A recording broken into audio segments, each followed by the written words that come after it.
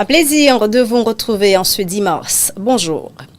Le conseiller président Dr Finel Joseph a quitté Haïti hier dimanche 9 mars pour une mission officielle en Amérique latine avec des étapes prévues au Pérou mais aussi au Mexique selon une note de la présidence. Cette initiative vise à renforcer la coopération internationale en faveur du processus référendaire et de l'organisation des élections générales en Haïti. Du 10 au 14 mars 2025, Dr Finel Joseph entretiendra des rencontres avec l'Office national de processus électoraux, ONPE, du Pérou, mais aussi l'Institut national électoral, INE, du Mexique. L'objectif est d'échanger sur les bonnes pratiques électorales, mais aussi d'obtenir soutien technique pour la réforme constitutionnelle en cours ainsi que pour la préparation des scrutins à venir. Dr Finel Joseph est accompagné d'une délégation comprenant plusieurs acteurs clés du processus électoral en Haïti. On peut citer Jacques Desrosiers, Dr Jacques-Céus Joseph, conseiller électoraux. Il y a également Jean-Ram Vixamar, membre du comité de pilotage de la conférence nationale et de la réforme constitutionnelle. Il y a également Reynold Gapri, alors guerrier de préférence, qui est le directeur général de l'Office national d'identification ONI. Cette tournée traduit la volonté des autorités d'organiser des élections afin de doter Haïti de dirigeants légitimes. Toutefois, plusieurs citoyens estiment que cette démarche devrait d'abord passer par le rétablissement de la sécurité en Haïti, qui est dans un contexte où la montée en puissance des gangs armés menace le bon déroulement du processus électoral.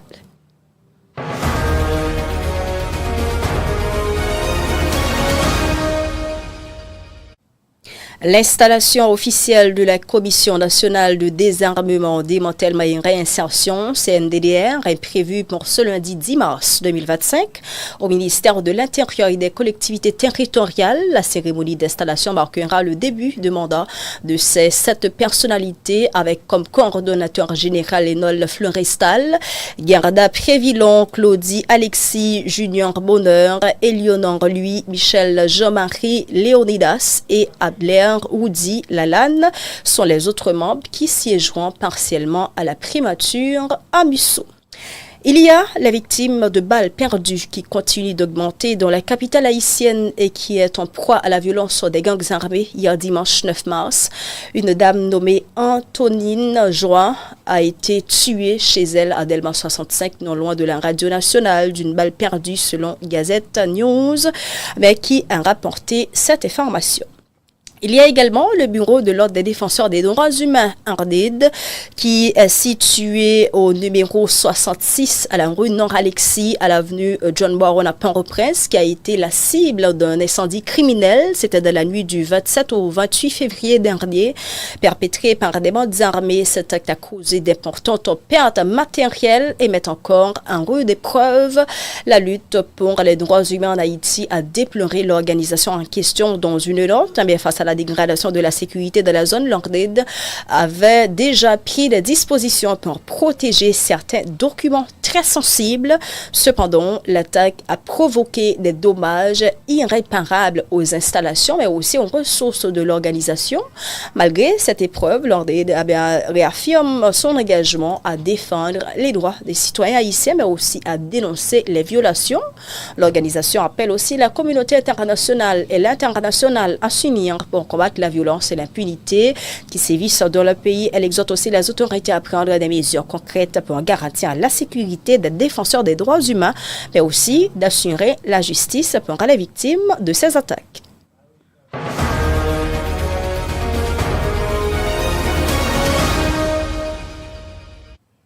Traversons dans l'international à présent lors de la 56e session extraordinaire de l'Assemblée générale de l'Organisation des États américains OEA, tenue au siège de l'organisation à Washington. Ce 10 mars 2025, le ministre des Affaires étrangères du Suriname, portant le nom de Albert Randin, est désigné par acclamation nouveau secrétaire général de l'OEA. Il remplace à ce poste Luis Almagro. Cette élection historique marque aussi un tournant pour l'organisation avec l'arrivée d'un premier secrétaire général issu de la communauté des Caraïbes, CARICOM. Randin, lui, il s'engage à renforcer les relations interaméricaines et aussi à relever les défis contemporains auxquels fait face l'OEA. On reste toujours dans la diplomatie. Plus précisément, on va parler de Mark Carney qui a été élu hier Premier ministre du Canada avec 85,9% de voix contre seul de 8% pour l'ancienne ministre des Affaires étrangères Chrystia Freeland. L'économiste et ancien gouverneur de la Banque du Canada succède à Justin Trudeau qui a démissionné, c'était le 6 janvier 2025 et était en poste depuis 9 ans, soit en 2015. Et en prenant la tête du Parti libéral, Mark devient automatiquement le premier ministre canadien à accéder au poste sans avoir été député. Et dans son tout premier discours après sa victoire, l'homme de seulement 59 ans a répondu sèchement à Donald Trump qui avait récemment déclaré envisager de faire du Canada un État des États-Unis. Les États-Unis ne sont pas le Canada et le Canada ne fera jamais partie des États-Unis sous aucune forme que ce soit. Nous n'avons pas cherché cette bataille, mais en commerce comme okay.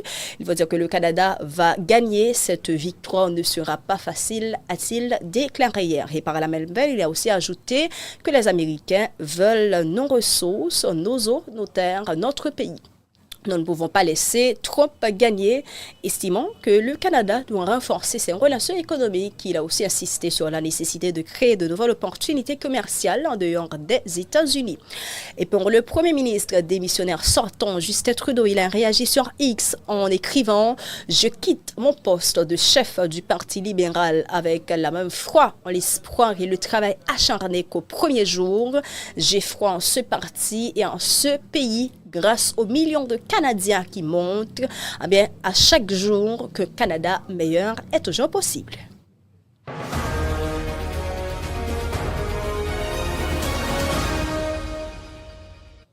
Et on va clore avec cette information concernant une violente tempête qui a frappé la ville portuaire de Bahia Blanca en Argentine vendredi dernier, provoquant des inondations soudaines et dévastatrices. Selon un bilan provisoire, au moins 16 personnes ont perdu la vie, tandis que plusieurs dizaines sont portées disparues face à cette catastrophe. Il faut dire que le président argentin Javier Milei a décrété 3 jours de deuil national, affirmant que les services gouvernementaux restent mobilisés pour venir en aide aux sinistrés. Merci d'avoir suivi ce bulletin. Déjà, je vous souhaite excellente fin de journée en compagnie de votre BF Info, mais également bonne semaine.